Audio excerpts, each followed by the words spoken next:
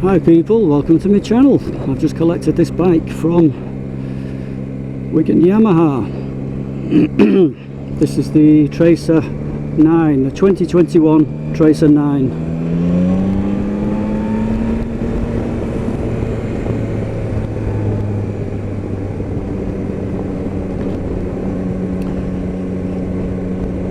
I was actually offered the I think it's, don't know if it's called the MT09 SP or the MT9 SP, the new one. But you know, I wanted something a bit more relative to what I'm riding at the moment, and I ride the Tracer 900 GT. So I wanted to be able to compare, you know, something similar. Now this Tracer 9, although it's the lower spec than the GT, it still has been given the adjustable screen and cruise control.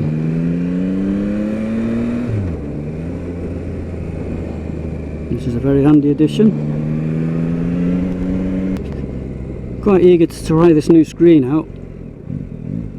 A lot of complaints from Tracer owners and Tracer GT owners is the buffeting from the screen. I've got it on the low position at the moment.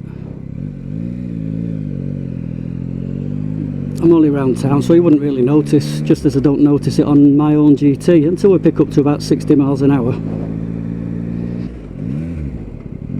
Now the new Tracer 9 for this year claims to have a lower seat position. The seat position on my Tracer 900 GT is 850mm, and it goes higher to 865. I've had the bike lowered by 15mm, so the seat height on mine should be 835. Now this one is supposed to be 825, but I'm actually higher on my tiptoes on this one. It could possibly because I'm not sure if it's actually got it on this one, but if it's got preload on it and if it's wound up, it's going to be higher on the back. I'm much more on tiptoes on this one than I am on mine anyway. Newer suspension, maybe mine with 7,000 miles on it, started to sag.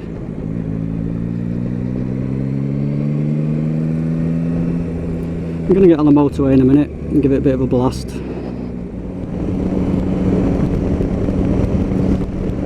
The bike certainly picks up okay, it's very comfortable.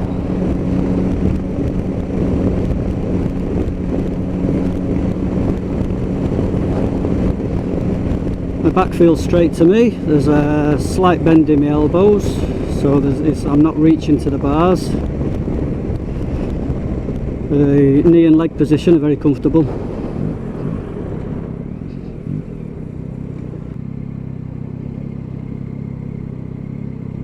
Very warm today. I can see on the screens in front of me it says it's 21 degrees outside.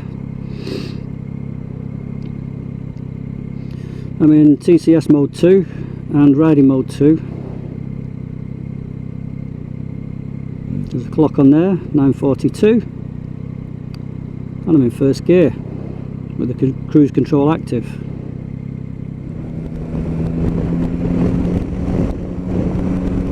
It's a little bit of a windy day today. You can see the trees are blowing, and normally on my Tracer, even when the trees aren't blowing, you get a bit of head buffeting.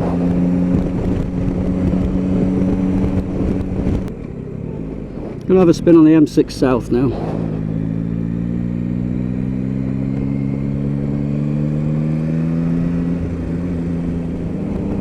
Let's try the cruise control.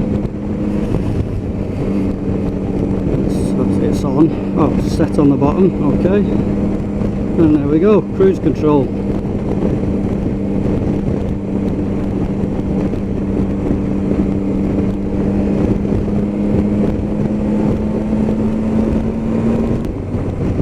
Okay, so on this model we've got the cruise control that my Tracer 900 GT has got. Mine also has heated grips. This doesn't have, but you can buy heated grips for 70 quid. And if it was lacking the cruise control, which it isn't, that would have been a much more expensive option to try and fit. Well, at 50 mile an hour the wind isn't obtrusive at all.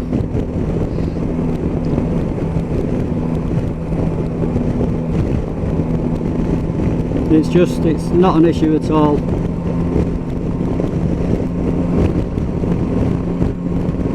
And that screen's on the low position.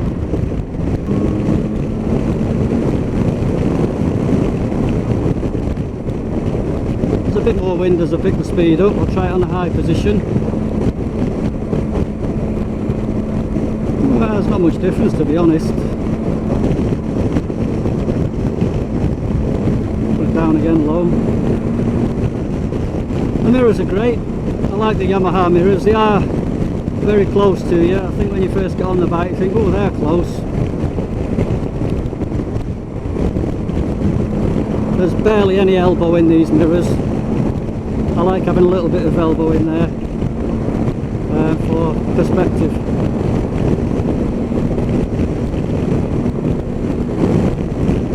Oh, it's a lovely comfortable bike, I'll say that. Very nice. Vibration, I can't feel any vibration at all. 66 miles an hour. I'm not issuing a thought to my knee position at all, which is why I almost forgot to mention it, because it isn't an issue. It's very comfortable. The knee position, the riding position is just as it is on my Tracer 900 GT. It's very comfortable. Just sitting here riding along, looking over the top of the windscreen. It's the riding position, the feel of it, and the way it moves is exactly the same as my Tracer 900 GT. The information on the dash is very comprehensive, actually. Lots of information, more than you could want all at once, actually. Just had a quick count, there's 13 different items just on that screen alone as it is. And you can scroll through those to show different ones.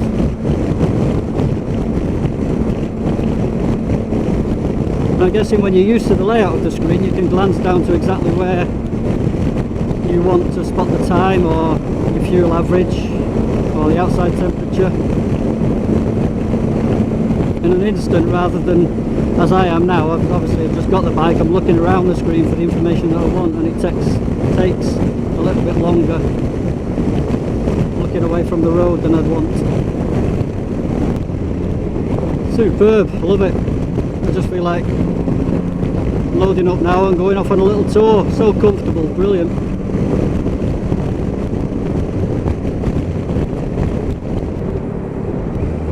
Gearbox is nice and smooth going down.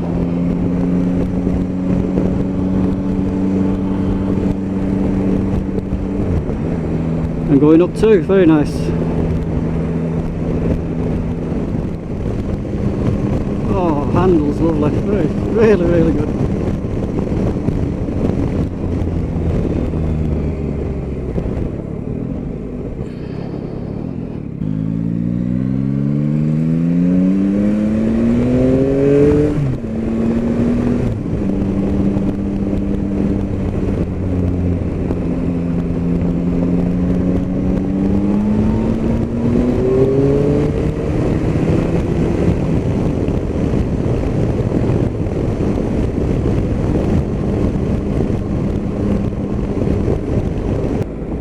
But these are great engines, and what the salesperson was telling me about this bikes is that this standard Tracer 9, they're having trouble getting them from Europe because they're all sold out.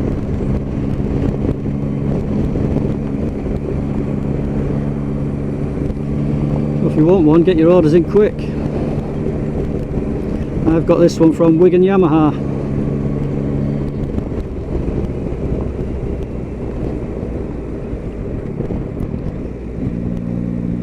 Now the clutch feels as light as the one on my Tracer 900 GT, so then I'm going to assume it's the slip and assist clutch.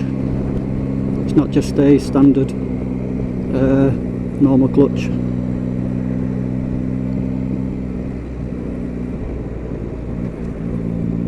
Fourth gear, 28 miles an hour.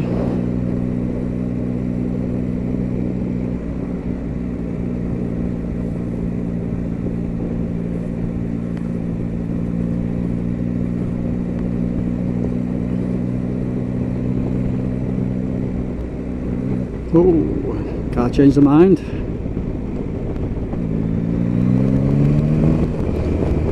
Pulls well in fourth from 28 miles an hour.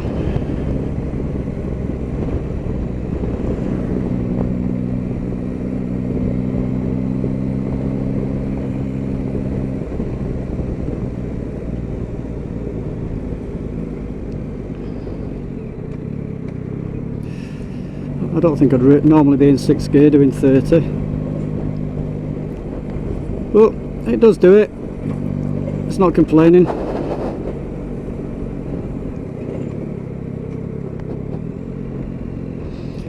We don't want to look at the back of a wagon any longer than we have to, do we? So I shall be going past this one.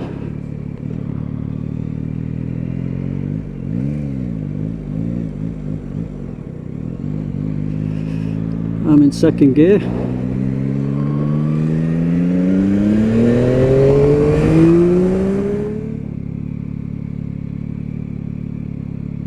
Yeah, it does feel taller than mine. I'm going to have to pull over and check the seat height on it. It told me it was on the low seat setting.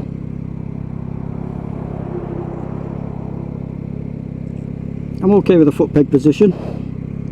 It's probably similar to my 900 GT, but it does feel taller.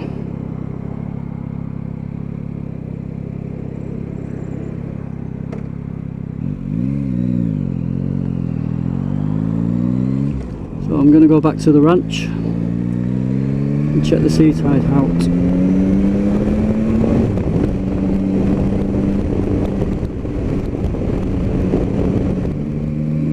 The screen is a negative display. It's the white on black display. I can see everything perfectly legibly. Nothing wrong with the suspension at all. I don't find it harsh. I was going to say it's not too wallowy, but it's not wallowy either actually.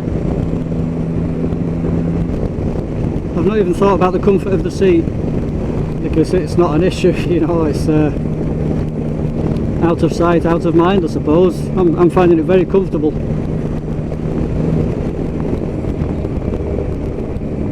I've been on the bike probably 30 minutes, 40 minutes.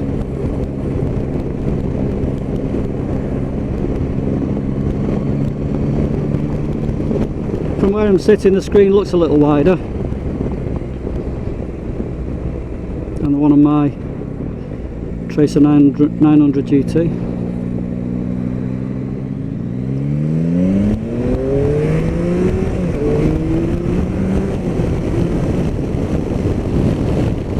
Oh yes, I think it feels there's a little bit more shove on this one than there is on mine, just a little bit.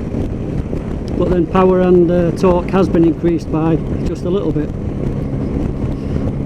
Horsepower's up by about 2, and so is torque from my Tracer 900 GT. And the capacity's been increased as well, up to 890.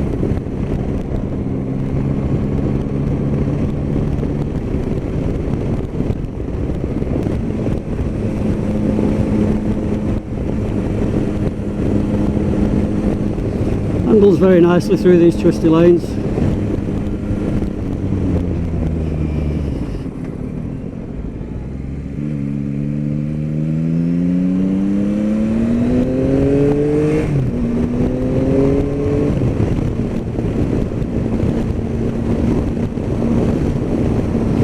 What a beautiful day to be out on a bike.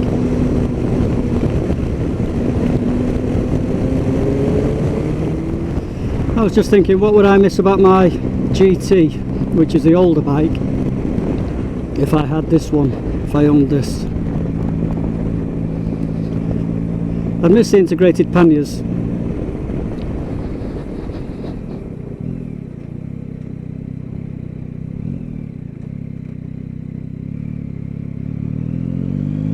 Yeah, I'd miss the heated grips, but it's not really an expensive option to change on this. You could put your own heated grips on for 70 quid. It's got the cruise control, so not a problem there. And although I don't use it very often, I would miss the remote preload adjuster. just because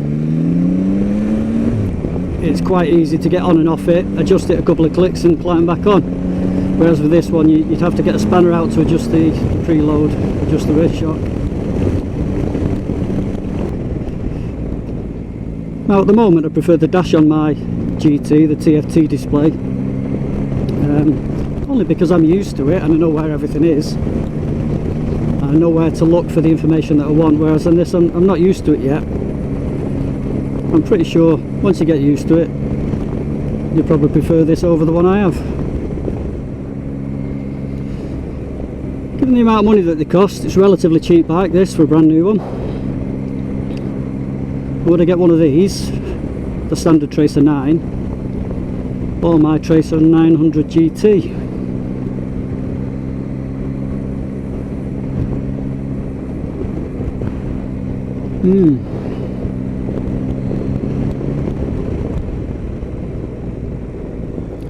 Which would be similar priced, because mine's a couple of years old. Well, actually, you'd probably get a 900 GT cheaper. Well, I think that's a personal choice, purely subjective. Each person will have their own reasons for making either decision. It's a great bike though, and you can definitely feel the slight increase in power.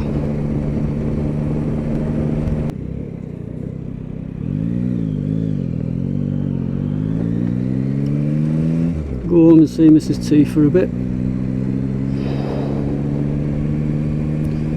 For a bit of what, we don't know yet, but I'm going to go home.